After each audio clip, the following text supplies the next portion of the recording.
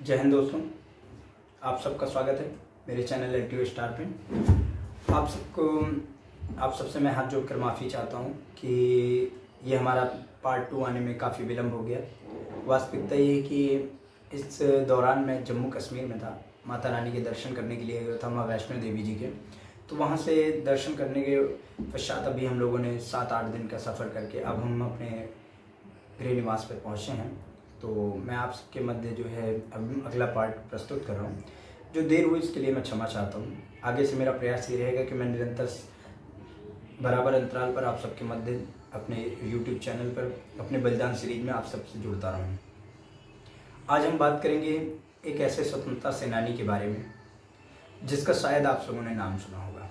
हमने ये पहले भी आपसे कहा था कि बलिदान सीरीज का मुख्य उद्देश्य ये है कि जिन स्वतंत्रता सेनानियों को शायद ही आप जानते हैं, मैं उनके विषय में आप सबके मध्य जो है उनके विषय को उठाऊंगा, उनके बारे में आपको बताऊंगा, उन्होंने देश के लिए क्या किया है वो बताऊंगा, कैसे कुर्बानियाँ दी, क्या प्रताड़ित किए गए, कितना प्रताड़ित किए गए, क्या सहा है हम जैसे लोगों के लिए कि हमें ये दिन आज देखना पड़ रहा है कि हम स्वतंत्र हैं। हम कुछ भी बोल सकते हैं, कुछ भी लिख सकते हैं, कहीं भी आ सकते हैं, कहीं भी जा सकते हैं, अपने मन मुताबिक हम नौकरियां कर सकते हैं, अपनी इच्छा अनुसार हम भोजन कर सकते हैं, हम अपने इच्छा अनुसार काम कर सकते हैं।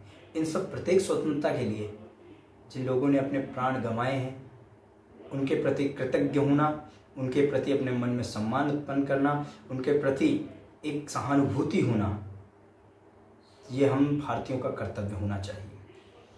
हम हिंदुस्तानियों का कर्तव्य होना चाहिए कि हमारे पूर्वज जिन्होंने हमें आज ये आज़ादी दी है उनके सदा सदा हम कृतज्ञ रहें और कोटि कोटि उनको नमन करें। ऐसे ही एक स्वतंत्रता सेनानी जिनका नाम अवध बिहारी बोस।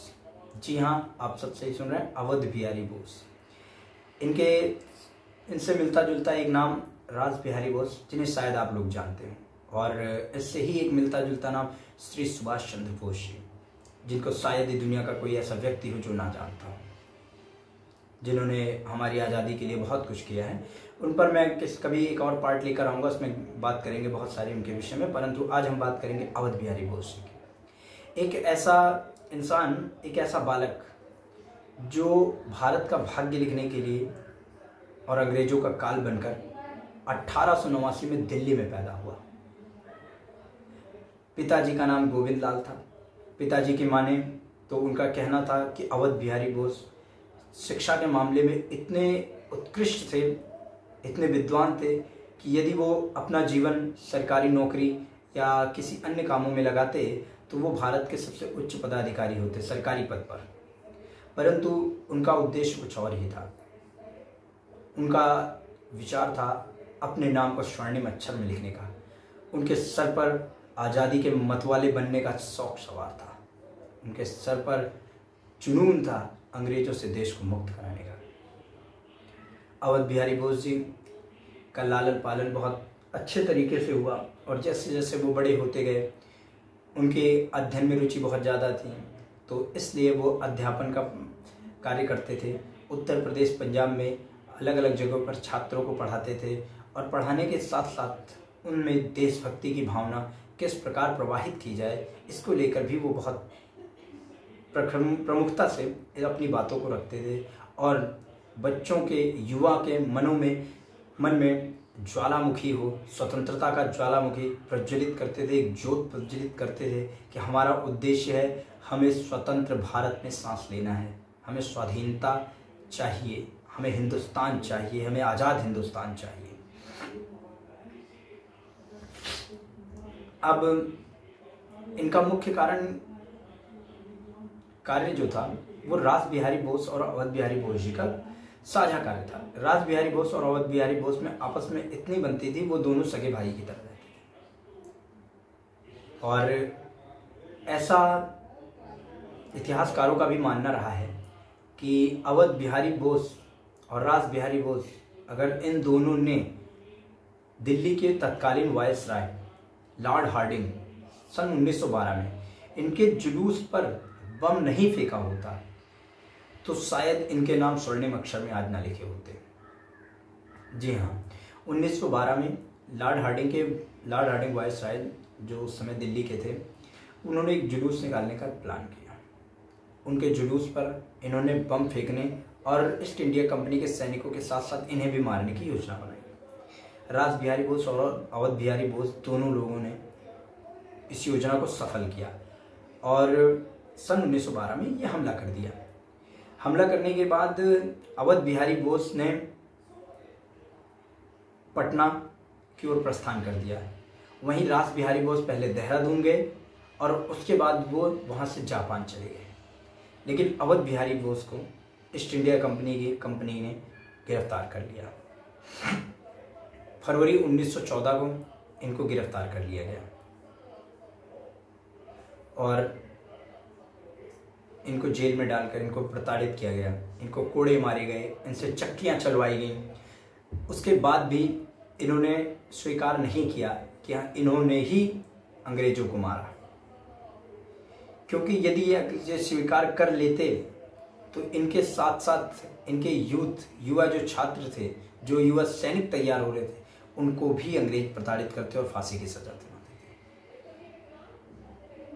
इसी क्रम को आगे रखते हुए इन्होंने अंग्रेजों के सामने घुटने नहीं टेके और 11 मई 1915 को लॉर्ड हार्डिंग की हत्या का महाभियोग लगाकर अवध बिहारी बोस जी को फांसी दे दी गई।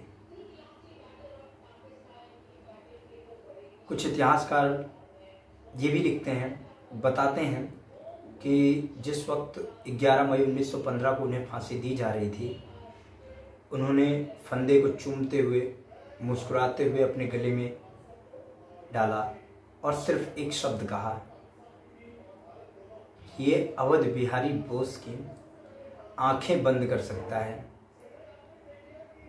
ये फंदा अवध बिहारी बोस की आंखें बंद कर सकता है, लेकिन स्वाधीनता संग्राम के लिए जली हुई चिंगारी को बुझा नहीं सकता। और हंसते हंसते फांसी के फंदे पर झूल गए। अब आप सोचिए, आप महसूस करिए उस पल को कि किस प्रकार देश के लिए, देश की आज़ादी के लिए पागल लोग हंसते हंसते फांसी के फंदे पर झूल जाते थे। और हम बचपन से पढ़ते आए हैं, हमें आज़ादी अहिंसा के दम पर मिली है। यदि ऐसा सत्य है कि अहिंसा से ही आज़ादी मिली है, तो फिर ये फांसी के फंदों पर झूलने वाले कौन थे? ये काल कोठरी में चक्की पीसने वाले कौन थे? ये कोड़े खाने वाले कौन थे? यदि गोल मेज के किनारे किनारे बैठकर ही अगर आज़ादी मिली, तो काला पानी की सजा पाने वाले शहीदों को, जवानों को, भारतीयों को क्या कहा जाएगा? क्या उनका आज़ादी में कोई योगदान नहीं? ऐसे ही लाखों वीर युवा स्वतंत्रता सेनानी गुमनामी के अंधेरे में चले गए, जिन्हें ना तो जो सम्मान मिलना चाहिए वो सम्मान मिला, ना जो ख्याति मिलनी चाहिए वो ख्याति मिली। उसी गुमनामी में से एक नाम अवध बिहारी बोस जी का भी था। मैं यकीन के साथ कह सकता हूँ, आप सब में से भी बहुत कम लोग ये जानते होंगे कि अवध बिहारी बोस नाम के भी स्वतंत्रता सेनानी थे। मैं आशा करता हूँ कि आज आप लोगों को उनके बारे में जानकर अच्छा लगा होगा, उनके प्रति एक सम्मान होगा। मैं चाहता हूँ आप सभी हमारे पूर्वजों, हमारे स्वतंत्रता सेनानियों के प्रति कृतज्ञ रहें और सम्मान के साथ उन्हें देखें, क्योंकि 1, 2 या 1000, 2000 नहीं, लाखों लोगों ने अपनी जानें दी हैं। 200 साल ईस्ट इंडिया कंपनी के और 600 साल मुगलों के, 800 सालों तक गुलाम रहने के बाद भी आज़ादी के लिए लड़ते रहना बहुत साहस का कार्य है। और हमारे पूर्वजों ने हमारे लिए अपनी जान गंवा दी, तब आज हम इस स्वतंत्रता को महसूस कर पा रहे हैं, इस स्वतंत्रता का आनंद ले पा रहे हैं। आशा करता हूँ आप सबको ये सीरीज़ बहुत अच्छी लगी होगी। पिछली वीडियो की तरह आप सब इस पर भी प्यार देंगे। बहुत बहुत धन्यवाद। मिलते हैं अगली वीडियो पे, तब तक बने रहिए मेरे साथ LTO स्टार पर। जय हिंद, जय भारत।